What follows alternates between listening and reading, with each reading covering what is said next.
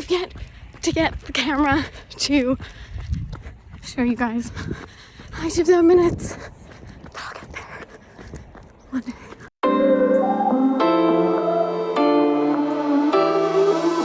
Hey everyone, I'm Brenda Stolyar, Mashable's tech reporter, and today I am here to show you Fitbit's latest fitness tracker, the Charge 4.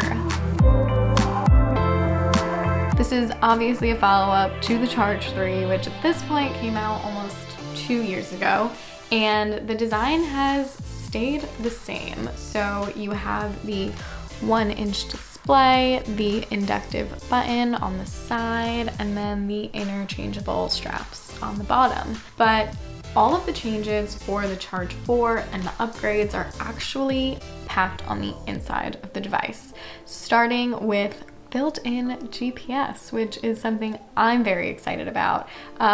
They weren't able to include it on the Charge 3, and that was specifically because it meant sacrificing things like battery life and size of the device. But this time around, they've managed to still maintain that 7-day battery life and also that small, fairly slim size. It's a little chunky because of the heart rate sensor on the bottom, but overall it's really lightweight. Didn't feel it when I was working out or even while I was asleep. With that built-in GPS, if you're not familiar with the Charge 3, that had connected GPS, which meant that you had to take your phone with you in order to track distance on your runs or your walks, or even when you were biking.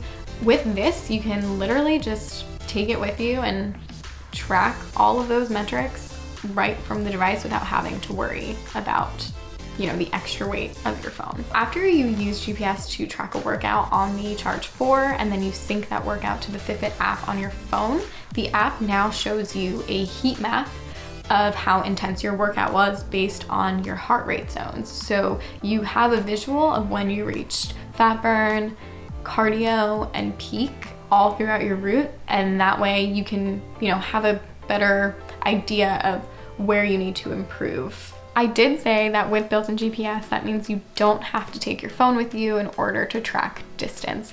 However, if you are like me and desperately need music to get you through your runs, then that whole setup is not really gonna apply because there's no onboard music storage on the Charge 4. There is Spotify built in, but that only works when your phone is nearby and tethered to the device. So with the Charge 4, Fitbit introduced a new feature called Active Zone Minutes. Basically, it gives you credit for how hard you're pushing yourself. So when you are in fat burn mode, you get 1 credit, and then once you push yourself a little further to cardio or peak mode, then you get twice the amount of credit.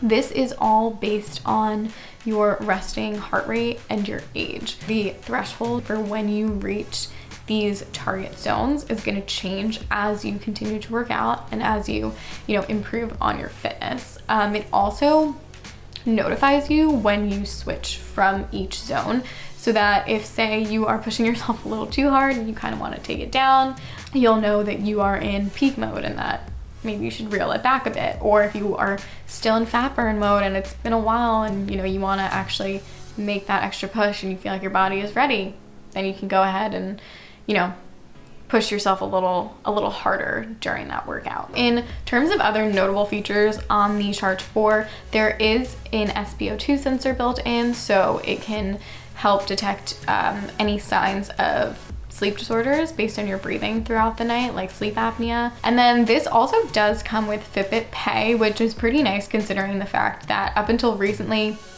Fitbit has really only been including Fitbit Pay on its special edition versions.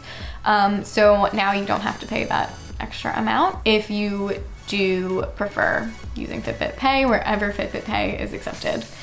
All right, so I'm about to go for a run. It's a really nice day out. I'm going to stay 6 feet away from everyone though. Anyway, I'm just going to track it using the standard run mode on the Fitbit. Okay, so this is what it looks like when the GPS is connected. So all you gotta do is press play and you're good to go. Okay, I'm a little out of breath because I just got back from my run. Unfortunately, the notifications for active zone minutes pop up on the display so fast that it was tough for me to stop running and open the camera app on my phone and record what it looks like.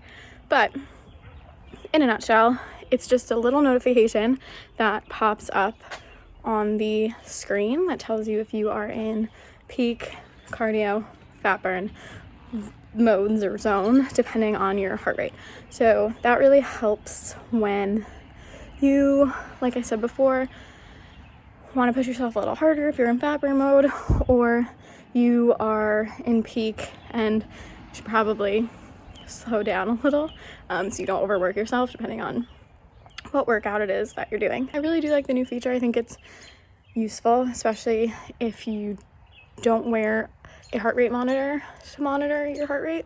I normally wear a heart rate monitor and have the app open on my phone to track it, and from there I know my high BPM and lower BPM, so I know personally what to keep track of. But you can also set custom BPMs on the app. This one just uses your age minus 200.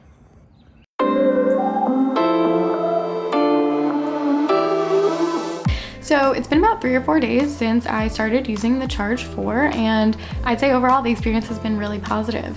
I missed the simplicity of a fitness tracker as opposed to a smartwatch because I wasn't constantly bombarded with, access to answering tons of messages or checking apps and all of this stuff. It was just my notifications, and I would just scroll through them and clear them, and that was it. And it really let me zone in on my fitness metrics throughout the day. We're currently stuck in our homes, and so you could be sitting at your laptop for a while and not realizing it. But with this, it buzzes every time I need to fulfill my step goal for the hour. And then I also really like active zone minutes.